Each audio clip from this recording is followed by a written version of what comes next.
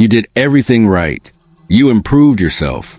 You became disciplined, stronger, smarter. So why do you feel empty? No one talks about this part. Self-improvement promises happiness, but for many people, it delivers a strange numbness. You don't feel depressed. You don't feel satisfied either. You just feel hollow. And the worst part, you don't know what went wrong. Self-improvement promises clarity, confidence, and control. And at first, it delivers exactly that. You fix your routine. You wake up earlier. You eat better. You cut distractions. You become more disciplined. From the outside, everything looks better. But internally, something strange begins to happen. The things that once gave you pleasure stop working. The rewards feel muted. The excitement fades faster than it used to. You're not miserable, but you're not fulfilled either. This is a silent collapse no one warns you about. Self-improvement changes your behavior, but it does not automatically change your inner structure. You are acting like a new person, while still carrying the emotional architecture of the old one, and this creates tension. Your old identity no longer fits, but a new one hasn't fully formed. You feel like you're standing between versions of yourself. This is why emptiness appears. Not because something went wrong, but because something ended. The psyche experiences this as loss. You lost familiar habits. You lost old comforts. You lost the identity that once explained who you were, even if that identity was flawed. Growth quietly takes things away before it gives anything back. Most people misinterpret this phase. They assume, I need more goals. I need more discipline. I need to push harder. So they double down. More routines, more optimization, more pressure. But pressure doesn't resolve identity conflict. It only suppresses it. The emptiness deepens because the psyche is asking a different question, not how to improve, but who are you becoming? Self-improvement teaches you how to function better in the world, but it doesn't teach you how to relate to yourself. And when functionality increases faster than meaning, a void appears. This is a gap. The space where the old self has dissolved and the real self has not yet emerged. If you don't understand this stage, you either quit and regress, or you succeed externally while feeling internally disconnected. The collapse is silent because nothing is visibly broken, but something essential is missing, and that missing piece is not productivity, it's identity. As self-improvement continues, another subtle shift happens, one that most people never notice. You don't just change your habits. You start changing how you present yourself. You become more controlled, more composed, more capable, and slowly, a mask forms. Carl Jung called this mask the persona. The persona is not fake. It is functional. It is the version of you that performs well in the world. The one that knows what to say. The one that appears confident, disciplined, and put together. Self-improvement is extremely good at strengthening this mask. You learn how to act productive, how to appear focused, how to manage impressions.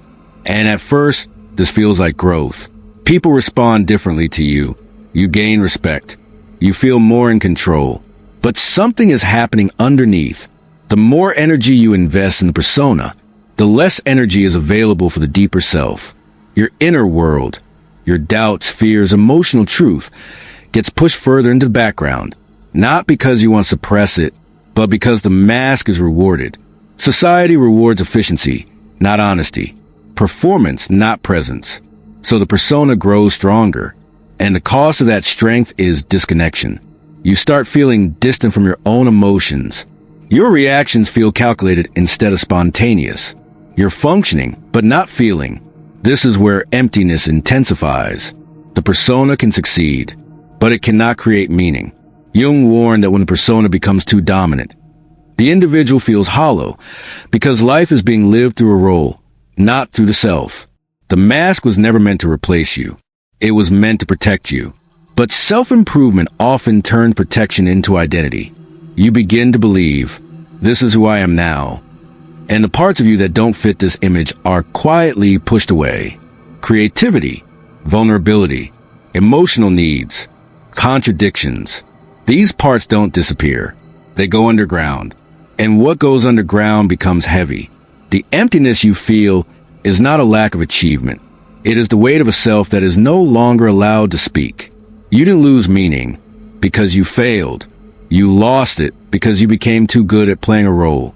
And the psyche always reacts when the mask becomes more real than the person beneath it. Emptiness is not just an unpleasant feeling. It is deeply unsettling. Because unlike sadness or anxiety, emptiness gives you nothing to react to. There is no clear pain, no clear problem, just a quiet absence. And the mind does not know how to deal with absence.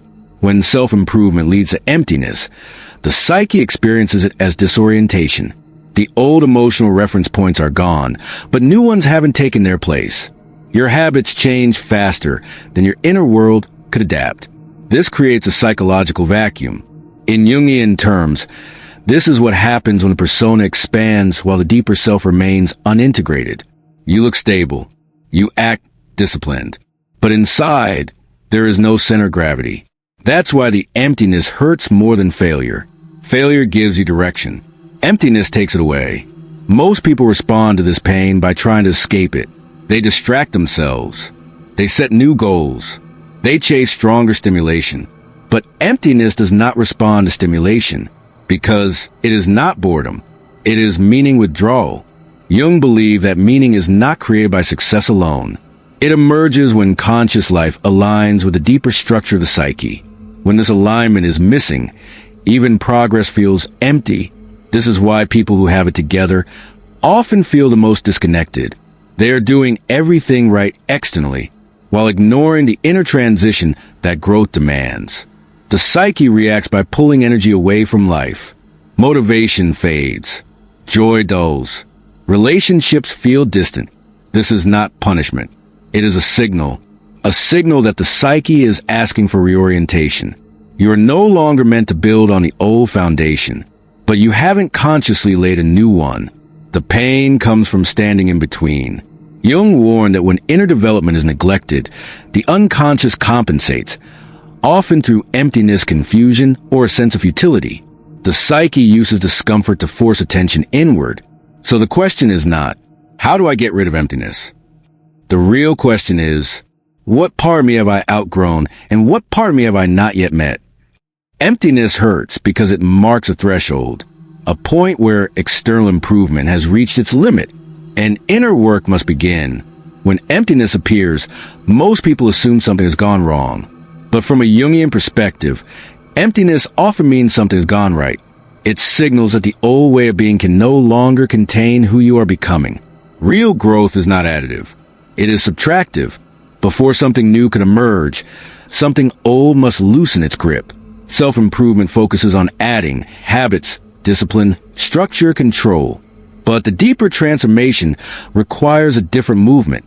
Integration. Integration means bringing back the parts of yourself that were excluded in the process of improvement.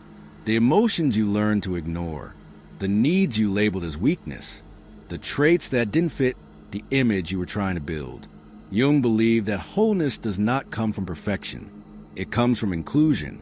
You don't overcome emptiness by becoming more efficient. You overcome it by becoming more honest. This requires slowing down, listening instead of optimizing, observing instead of forcing. The psyche does not respond to pressure. It responds to attention. When you turn toward the emptiness instead of running from it, you begin to notice what is missing. Not goals, not achievements, but meaning. Meaning emerges when your outer life reflects your inner truth.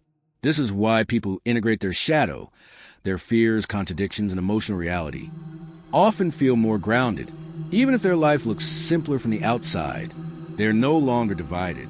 Jung described this process as individuation, the gradual alignment of conscious life with the deeper self. It is not dramatic, it is not fast, and it cannot be forced, but it is stable. When growth is guided by integration, motivation is no longer required. Action flows naturally because it is no longer in conflict with the psyche. The emptiness dissolves not because you filled it, but because you listened to what it was asking for. This is a quiet truth behind real transformation. You don't become whole by building a better mask. You become whole by removing the need for one. And when that happens, improvement no longer feels empty. It feels true. If self-improvement made you feel empty, don't go back. Don't run forward either. Pause. Listen. Something real is trying to emerge.